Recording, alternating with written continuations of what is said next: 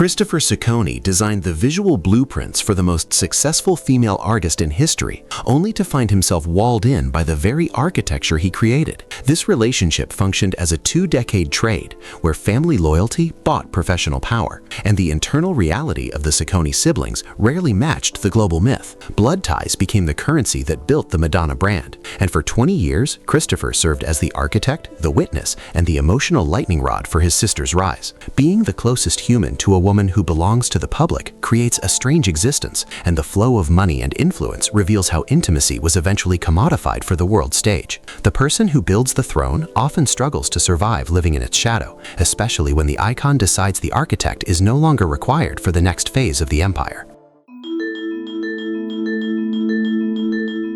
The foundation of this bond actually started with a silent house in suburban Michigan during the winter of 1963. Sibling loyalty hardened after their mother died of breast cancer at just 30 years old, leaving a structural void that neither Christopher nor his older sister ever truly stopped trying to fill. J. Randy Taraborelli explains in his book, Madonna, an intimate biography, that the strict Catholic discipline of their father Tony pushed the children toward a shared rebellion against their new stepmother, Joan. Dance became the superglue of their relationship in a small town where they felt fundamentally different from everyone else, and this shared movement offered a sanctuary that lasted for decades. Christopher was exactly 27 months younger than his sister, which meant he spent his youth as the constant witness to her drive for control and aesthetics. Loss became the catalyst for a lifelong obsession with movement and physical discipline.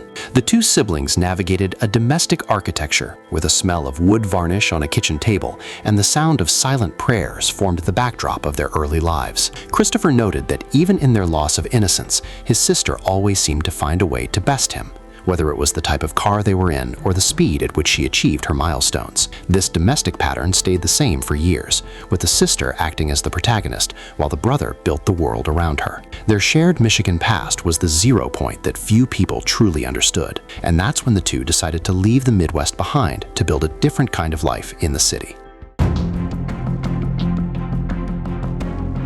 New York City in the early 80s served as a training ground for the visual style that would eventually define pop culture. Christopher worked at the Italian boutique Fiorucci and handled the front desk at the Diane Brown Gallery, and these roles gave him a direct line to the avant-garde movements that his sister would soon consume. He moved into her walk-up on East 4th Street in 1982, where the two shared a roach-infested floor and listened to a radiator that never stopped hissing. While she rehearsed with her band, he began choreographing her first video for the song Everybody, and eventually appeared as a dancer in the iconic Lucky Star video. This period saw the brand evolve from a street-level experiment into a global machine, and Christopher found himself acting as a human dresser who had to handle the physical grime of the stage. Resentment started to build once his role shifted to being her professional support, a job he felt was technically beneath his talents, even though he did it because she needed him. The sensory textures of this era included the cinnamon-inflected cologne he wore to navigate elite circles,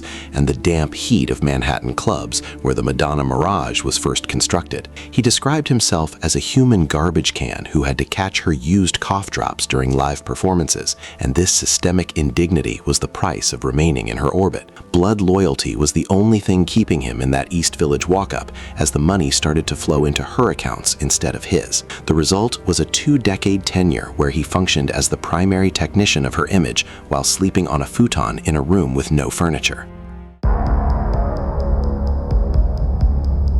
Understanding the eventual split requires looking at the star not as a person, but as a product of capitalist marketing. Robert Miklich discusses this in his book From Hegel to Madonna, where he describes the pop icon as a personification of commodity fetishism that hides the actual labor behind the glitz. This theory explains how the world became obsessed with the mystique of the icon, while the workers, like Christopher, were treated as empty spaces that could be discarded at any moment. Business professor Oren Harari calls this the Madonna effect, a relentless cycle of self-actualization and reinvention that requires the old parts of the system to become obsolete. Christopher functioned as the literal labor in this machine, yet his sister often treated him as a doormat who was only useful as long as he served the brand's current iteration. The pop phenomenon is essentially a story of publicity over personal reality, and that's when the human cost of the business becomes visible. Everything in this orbit is converted into a commodity that can be sold or archived, including the memories of a shared childhood in Michigan. Christopher believed his sister was a vengeful god who gave and took away with equal fervor, and he felt his life was being sucked dry for her personal gain. This matches the academic idea of commodity narcissism, where consumption becomes an expression of self-love that happens at the expense of others. The system values the final product more than the people who made it, and the very architecture Christopher helped build became the mechanism used to erase his own identity. The 1991 documentary Truth or Dare turned private family grief into a professional commodity for global consumption. Filming a scene at their mother's grave was an act Christopher labeled an unforgivable sin, and he believed it proved his sister had finally lost her grip on reality. This moment highlighted the friction between family loyalty and the exhibitionism required to stay famous, but the situation was actually far more complicated than a simple betrayal. While he attacked her for exploiting their mother, he later wrote a memoir that detailed his history of snorting drugs with celebrities to earn a multi-million-dollar advance. Sibling jealousy and gossip became the primary language of their relationship, and the result was a cycle where both parties profited from the same family trauma they claimed to protect. Family History was professionalized for a documentary that grossed millions of dollars and changed the landscape of celebrity culture forever. Christopher was a witness to the unforgivable sins committed behind the scenes, yet he remained unable to resist the magnetism of the woman he helped create. He implored the audience to imagine what their saintly mother would think of the debauchery on screen, but he simultaneously profited from a hatchet job on his own flesh and blood. The paradox lies in the fact that while both siblings wanted to honor their mother, they did it by building a brand that ensured the family name would never be forgotten. His book was supposed to be a cathartic release, but instead it made him look like a man who was still desperate to be noticed by the very system he hated. The 90s brought a shift toward a more sophisticated image, and Christopher acted as the lead architect for this visual transformation. He designed her Upper West Side apartment in a style he called subdued elegance, which eventually landed him on the cover of Architectural Digest in 1991. That space was a collection of dark blues and mossy greens, filled with works by Picasso and Tamara de Lempicka, and it served as a temporary escape from the public life they were both managing. He went on to create mansions in Miami and Los Angeles that functioned more like art galleries than homes, and his sister often said they shared the same taste in everything from music to food. But the power dynamic never truly shifted, because she was still the one signing the checks for his labor. Mondrian-inspired bookshelves and Indian rosewood shelving filled the palaces he built for the woman the world knew as the Material Girl. He was responsible for creating the blue bedroom and the breakfast nooks that resembled 1950s diners, yet his own position in these homes was always precarious. He admitted that it hurt whenever she hired other decorators, and these moments felt like a deliberate move to make him feel replaceable within the palaces he had spent years building for her. The mirage of stability was held together by expensive art and barrel-vaulted hallways, but the relationship was fundamentally crumbling underneath the surface. The architecture of the home was just another stage for the icon to perform in, and Christopher was the silent technician ensuring the lighting was perfect.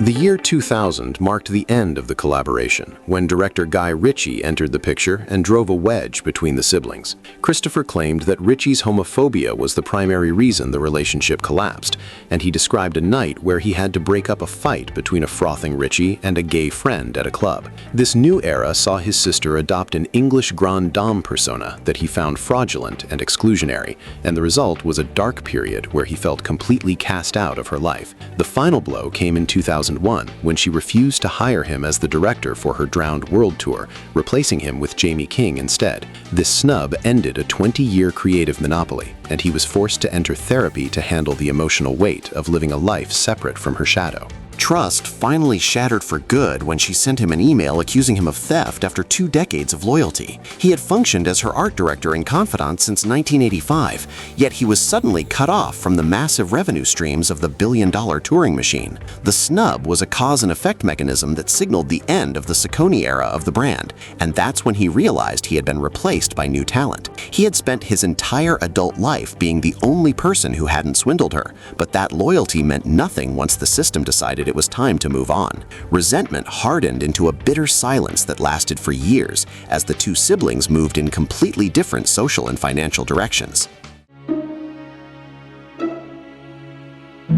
The 2008 release of his book, Life with My Sister Madonna, functioned as a direct economic strike against the multi-million-dollar brand he helped create. He used the memoir to list every celebrity he had partied with and documented the drug use and sexual history of the star with a relentless focus on settling old debts. This book had an initial print run of 350,000 copies, and it became his primary way to claim the wealth he felt he had been denied for years. While his sister was building a net worth of over $500 million, Christopher complained that he was being underpaid and even forced to pay for paintings she had ordered him to buy. He utilized the same tools of controversy and marketing that the brand was built on to attack the person who taught him how to use them. Financial slights were recorded in meticulous fashion across hundreds of pages of gossip and sibling jealousy. Christopher jabs and jibes his way through the history of The Girly Show and the Blonde Ambition Tour, proving that even the most intimate bond has a price tag in the world of global celebrity.